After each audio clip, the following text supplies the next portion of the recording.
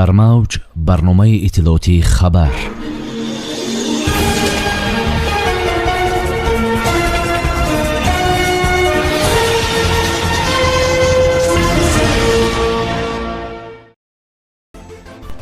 дар тоҷикистон нафақа ва стипендия 20% боло шуд.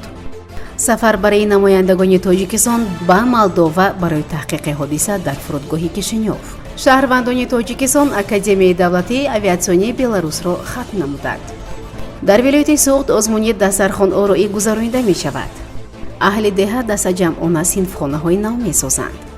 аз 1 июли соли равон дар тоҷикистон нафақа, стипендия ва ҳамчунин маоши омӯзгорон, олимон ва табибон индикатсия карда мешавад. фармони дахлдоро президенти кишвар муҳтарам Эмомалӣ Раҳмон моҳи феврали соли ҷорӣ имзо карданд. аз ҷумла нафақаи асосӣ 250 сомонӣ ҳудуди 23 доллари амрикоӣ ва стипендияи донишҷӯён то 200 сомонӣ боло хоҳад шуд. чунин индикатсияи маоши кормандони соҳаҳои маъриф, илм, тандурустӣ ва ҳифзи иҷтимоӣ низ интизор аст ки онҳо 20% зиёд карда мешаванд.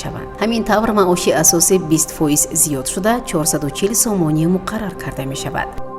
намояндагони мақомоти ҳифзи ҳуқуқи тоҷикистон ҷиҳати таҳқиқи ҳолатҳои марбут ба ҳодиса дар фурудгоҳи Кишинёв ба Молдова сафарбар шуданд. дар ин бора вазорати корҳои хориҷии ҷумҳурӣ хабар медиҳад. кормандони мақомоти ҳифзи ҳуқуқ ва сафорати тоҷикистон дар Молдова барои ҳамкории мутақобила бо ҳамтоҳояшон аз Молдова ҷиҳати ошкор намудани ҳамаи ҳолатҳои ҳодисаи рухдода ба шаҳри Кишинёв фиристода шуданд, омадааст дар иттилоя. гуфта мешавад, пас аз рух додани ҳодиса намояндагони прокуратураи генералӣ ва мақомоти ҳифзи ҳуқуқи тоҷикистон бо ҳамтоҳои худ аз Молдова дар робита қарор доранд. ба оила ва пайвандону наздикони шаҳрвандони ҳалокшудаи Молдова изҳори ҳамдардии амиқ намуда, бори дигар тасдиқ мекунем, ки ҷониби Тоҷикистон ба ҳамкории пурсамар бо Молдова омода аст, зикр карданд дар вазорат. ёдрас мешавем, ки санаи 30 июни соли равон дар фурудгоҳи байналмилалии Кишинёв як мард ҳангоми гузаштан аз санҷиш дар сарҳад тирпаронӣ кард. сарвазири Молдова Дорин Речан дар саҳифаи худ дар фейсбук навистааст, ки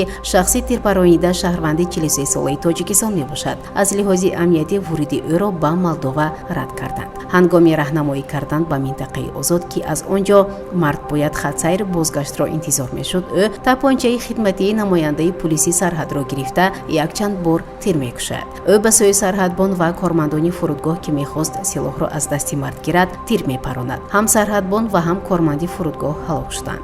ба аъзои воҳиди таъиноти махсуси Молния, ки ба ҷои ҳодиса ҳозир шуданд, муяссар мешавад, ки ӯро безарар гардонанд. ӯ захмӣ мешавад. маросими тантанавии супоридани дипломҳо ба хатмкунандагони Академияи давлатии авиатсияи Беларус дар соли 2023 баргузор гардид, ки дар сафи онҳо 13 нафар шаҳрвандони ҷумҳурии Тоҷикистон низ қарор доштанд. дар ин бора Ҳамид Ховар иттилоъ медиҳад. сафири Тоҷикистон дар Беларус зимни суханронии табрикотӣ ба ҷониби Беларус алалхусус ба роҳбарият ва ҳайати омӯзгорони Академия барои таълиму тарбияи мутахассисони тоҷик дар соҳаи авиатсия изҳори миннатдории самимӣ намуд. таъкид гардид, ки хатмкунандагони Академияи давлатии авиатсияи Беларус метавонанд дар рушди соҳаи авиатсияи Тоҷикистон саҳми арзанда гузоранд. бояд гуфт, ки айни ҳол дар академияи мазкур зиёда аз 60 нафар курсантҳои тоҷик таҳсил менамоянд, ки барои гирифтани таҳсилоти босифат ин академияро интихоб намуданд. бо мақсади эҳёи таомҳои миллӣ моҳи июли соли равон дар вилояти Суғд озмуни дастархонороӣ баргузор мекардад. дар ин хусус Амид Ховар бо истинод ба хадамоти матбуоти раиси вилояти Суғд иттилоъ медиҳад. даври вилояти озмун ҷиҳати таъмини иҷрои амри президенти ҷумҳурии Тоҷикистон бо мақсади эҳёи таомҳои миллӣ, фарҳанги рӯзгордорӣ бо сифати баланд ва харҷи кам оростани дастархон дар тӯю маъракаҳо гузаронида хоҳад шуд. ғолибони озмун бо мукофотҳои пулӣ дар ҳаҷми 5000 сомонӣ, 3000 сомонӣ, 2000 сомонӣ ва тӯҳфаҳои хотиравӣ қадришносӣ карда мешаванд.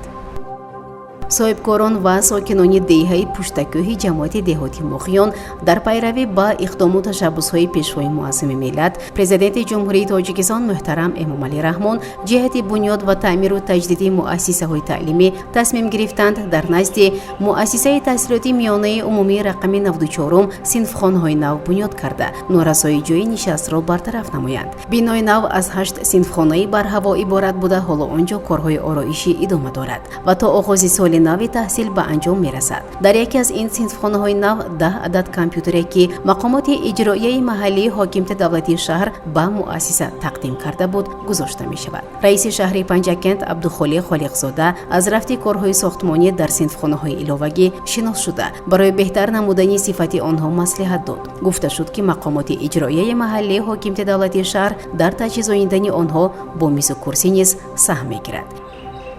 дар мавҷ барномаи иттилоотии хабар.